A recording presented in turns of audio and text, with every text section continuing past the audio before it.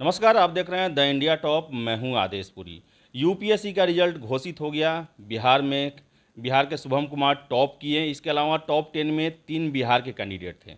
सबसे बड़ी बात, पहला रैंक, दूसरा रैंक और 10वां रैंक ये ह्यूमैनिटी वाले हैं। और हमेशा ये कहा जा रहा था यूपीएससी में, हमने भी चर्चा सर के साथ ही किया था कि ह्यूमैनिटी का रिजल्ट घटते जा रहा है या परफॉर्मेंस कम होते जा रहा है। वो इसमें सुधार हुआ है। वही 67वीं बीपीएससी के बारे में बात करेंगे। हमारे साथ हैं Ranjit Kumar Singh sir, senior IAS हैं, गुजरात कैडर के, बिहार में पदस्थापित हैं। इनसे ही बात करेंगे। सर, ह्यूमैनिटी को कैसा देख रहे हैं सर? यूपीएससी में रिजल्ट में बहुत सारे कैंडिडेट अच्छे रैंक लाए हैं इस बार। इस बार रिजल्ट जो है वो बेटर रहा है। बिहार के भी अगर परिप्रेक्ष्य में देखा जाए तो बिहार से जो रिजल्ट है, आपने जैसा बताया कि टॉप 10 में 3 बिहार के हैं और 2 झारखंड के, यानी कि आधे जो है 10 में से 5 जो है बिहार झारखंड के हैं। और पूरे अगर 100 में देखा जाए तो लगभग 15 रिजल्ट जो है वो बिहार झारखंड को मिलाकर है। तो इस बार की जो रिजल्ट है बहुत अच्छी है।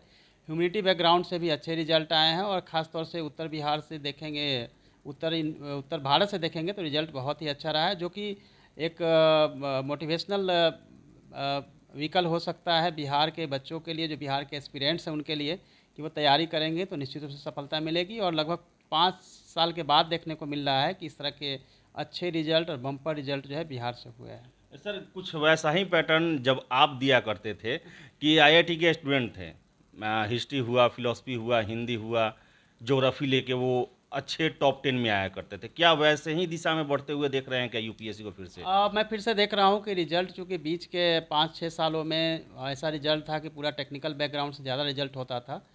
तो मुझे लगता है कि स्केलिंग की ज़रूरत होती थी और यूपीएससी ने इसको अपनाया भी, और फिर से वो ट्रेंड आना शुरू हुआ है कि रिजल्ट जो है वो उत्तर भारत और बिहार से रिजल्ट जो है उसकी संख्या बढ़ रही है और धीरे धीरे ह्यूमैनिटी की तरफ जो है झुकाव बढ़ रहा है। बहुत सारे इंजीनियर्स हैं या फिर जो टेक्निकल बैकग्राउंड के हैं, उन्होंने आर्ट्स पेपर लेकर, ह्यूमैनिटी बैकग्राउंड के पेपर्स को लेकर ही इस बार की सफलता उन्होंने अर्जित की है और उसमें मार्क्स भी उनको अच्छे मिले हैं। सर, 10-12 दिन बचे हुए हैं पीटी में, जो 21 का जो यूपीएससी पीटी होने वाला है। कैंडिडेट जो शामिल हो रहे हैं उनको अभी किन चीज़ों पर सबसे ज़्यादा ध्यान देना चाहिए लास्ट समय में सर? 10 अक्टूबर को सभी कैंडिडेट्स जो है वो अपियर होने जा रहे हैं यूपीएससी सीएससी पीटी के एग्ज़ाम के लिए। तो सभी को सबसे पहले तो मेरी ओर से बहुत सारी शुभकामनाएं। ख़ास तौर से अभी जो है आपको स्ट्रेस मैनेजमेंट पर ध्यान देना चाहिए। नई बुक्स को बिल्कुल नहीं देखें। जो पुरानी बुक्स आपने पढ़ी है उस पर ख़ास तौर से आप रिवीजन करते जाएँ। करेंट अफेयर्स को बार बार देखें, क्योंकि करेंट अफेयर्स में अगर आप लीड करते हैं तो आपके पीटी होने के चांसेस जो है वो बढ़ जाता है। तो अभी कोई नई किताब नहीं पढ़े, अभी जो है पढ़ने का जो समय है उसको भी ठीक कर ले। रात के वक्त जो पढ़ रहे होंगे वो उसको छोड़ दे। अब जो है डे टाइम में पढ़ना शुरू करें, क्योंकि 10 अक्टूबर को फिल्म्स होना है। अभी से अपनी जो रूटीन है वो उसको बेटर करना होगा, क्योंकि अगर जो रात में पढ़ते हैं दिन में वो 10 बजे तक सोते हैं तो उसका रिजल्ट पे इफेक्ट हो सकता है। अभी से अपनी रूटीन जो है वो मॉर्निंग 7 बजे 6 बजे उठने की जो प्रक्रिया है उसको शुरू करें और मैक्सिमम जो है रिवीजन की तरफ जाएँ। सेट जो है क्वेश्चन पेपर वगैरह का सेट जो है, थोड़ा वो सेट वगैरह भी वो कर सकते हैं, लेकिन उसमें जो मार्क्स आ रहा है उस पर आप बिल्कुल ध्यान नहीं देना है, क्योंकि कई बार होता है किसी इंस्टीट्यूट्स का जो मॉड्यूल सेट होता है वो कभी टफ होता है कभी इजी होता है, तो बिल्कुल ध्यान नहीं देना है। लेकिन जहाँ से क्वेश्चन आ रहा है सिलेक्टिव होकर उन सब पोर्शंस को अभी से रीड करना चाहिए। स्ट्रेस बिल्कुल नहीं रखना चाहिए। जब भी उनको स्ट्रेस लगता है अपने दोस्तों से बात करें और बिल्कुल जो पढ़ाई कर रहे हैं उसी पे बात करें, लेकिन फोकस हमेशा जो है ज्योग्राफी पर, करेंट अफेयर्स पे, science and technology, environment technology and science and technology, current history and art and culture. ये इतना पोर्शन है जहाँ से लगभग जो है 60 से ज़्यादा क्वेश्चंस आपको मिल जाएंगे। तो पास होने के लिए आपको 100 में से 60 क्वेश्चन को 100% सही करना होगा, तो निश्चित रूप से आप जो है प्रीलिम्स में क्लियर कर पाएंगे। सर, 67 बीपीएससी का भी सर नोटिफिकेशन जारी कर दिया गया। 555 सीट है और लगभग देखा जाए तो 75 से 80 दिन पीटी में बचा हुआ है।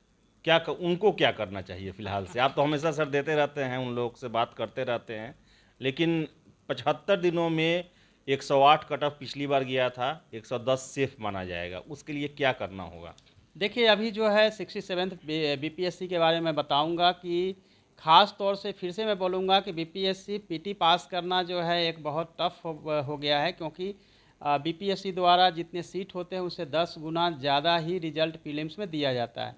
यदि माना जाए कि अभी 555 सीट है और यूपी डीएसपी के सीट्स और इसमें ऐड होने हैं, तो 600 प्लस कुछ आएंगे। तो रिजल्ट टोटल जो है वो लगभग 6500 से 7000 फिल्म्स के रिजल्ट आएंगे। और इसमें जो बच्चे बैठते हैं लगभग 6 से 7 लाख। तो आप उम्मीद कर सकते हैं, आप समझ सकते हैं कितना टफ है।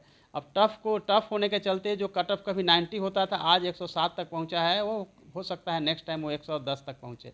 तो हमें तैयारी 120 की करनी होगी। 120 जब करेंगे तो वो सेफ साइड होगा। 120 की तैयारी के लिए जो मोटा मोटी अगर हम देखेंगे तो फिर से हम आएंगे कि करेंट अफेयर्स जिनका बेटर होता है वो अच्छा परफॉर्म करते हैं। बिहार स्पेशल को खास तौर से ध्यान देना है। ये दो ऐसे पोर्शन है जहाँ से मैक्सिमम क्वेश्चन आते हैं। एक तीसरा पोर्शन जो है वो हिस्ट्री का है, जिसमें कि 40 क्वेश्चन जो है हिस्ट्री से होता है, हिस्ट्री आर्ट एंड कल्चर से। तो उसके लिए मैं बोलूँगा कि स्पेक्ट्रम गाइड जो आती है आधुनिक भारत का इतिहास, उसको पढ़ेंगे तो मैक्सिमम क्वेश्चन आपको मिल जाएगा। अब रहा बिहार स्पेशल के लिए, तो बिहार स्पेशल के लिए केबीसी नैनो की बुक्स है और क्राउन पब्लिकेशन, दोनों में से कोई एक बुक को पढ़ना चाहिए। तो वहाँ से आपका पूरा बिहार हो जाएगा।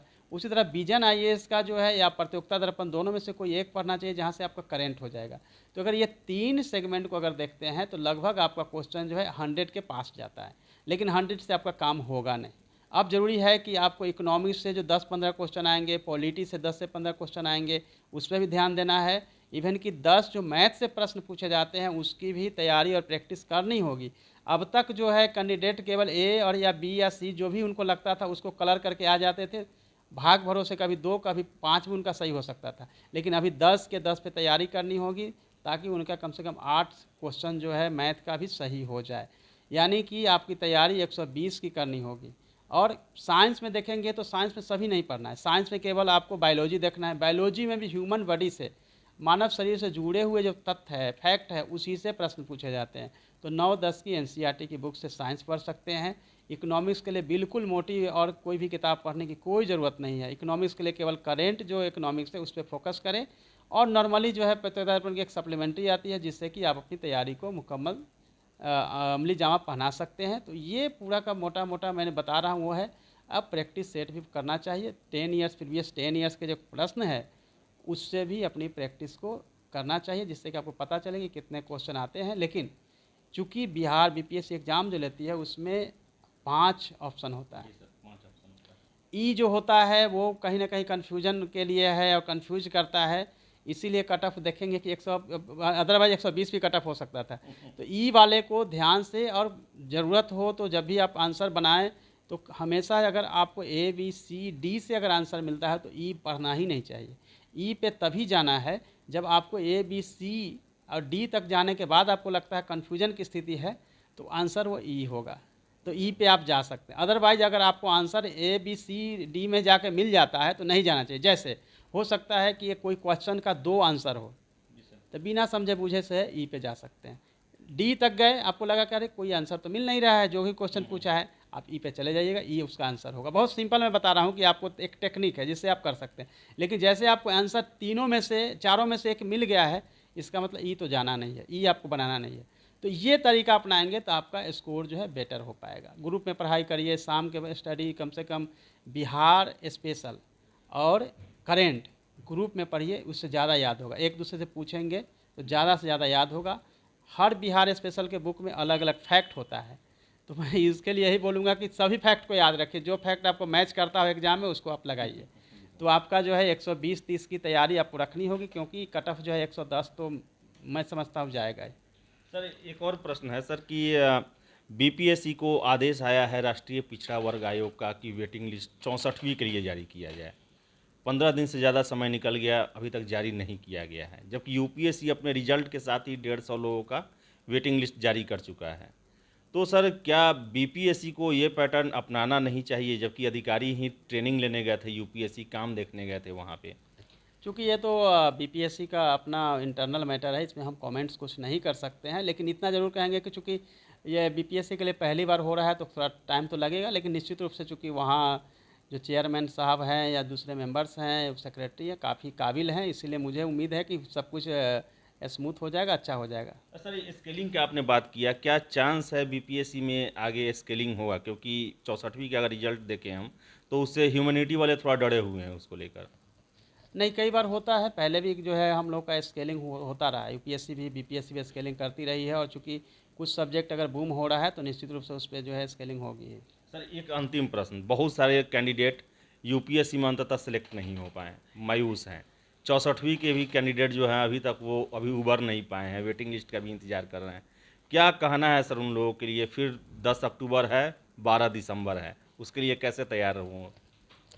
देखिए, मैं तो यही कहूँगा कि चूँकि 10 अक्टूबर है, जिनका नहीं हुआ है वो यही समझे कि आप जो है बिल्कुल फिनिशिंग लाइन से आप बच गए हैं। फिनिशिंग लाइन को आपको टच करना है, आपकी तैयारी 99% हो चुकी है।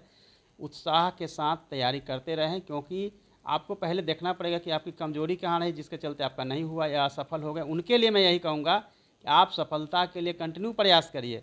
अगर आप प्रयास करते हैं तो पूरी की पूरी जो कायनात है आपको सपोर्ट करेगी। रिजल्ट तो 100% होना है, नहीं होने का कोई चांस नहीं है, क्योंकि यह जो है पूरा का पूरा एक मेला है। मेला में से हमको सब एवरेज से आगे जाना है, और एवरेज से आगे जाने के लिए हमें अपनी तैयारी को कंटिन्यूटी में रखनी पड़ेगी। और जो अगर डिमोटिवेट होते हैं या उदास हो जाएंगे तो उन रिजल्ट में प्रभाव पड़ता है। इसीलिए हर बार ये सोचना है कि चलो कोई बात नहीं, नहीं हुआ तो हम और भी अपनी ताकत से अपनी ऊर्जा को बढ़ाएंगे, अपनी ताकत को बढ़ाएंगे, अपने स्टडी को और भी ज़्यादा फोकस करेंगे और रिजल्ट को फाइनल करेंगे। जो 10 अक्टूबर और 12 दिसंबर को एग्ज़ाम होना है, सभी जो मेरे कैंडिडेट्स हैं, मेरी तरफ से बहुत सारी बेस्ट विशेज उनको। लेकिन आपको हमेशा याद रखना है कि दुनिया का नारा जमे रहो, तुम जमे रहोगे रिजल्ट 100% मिलेगा।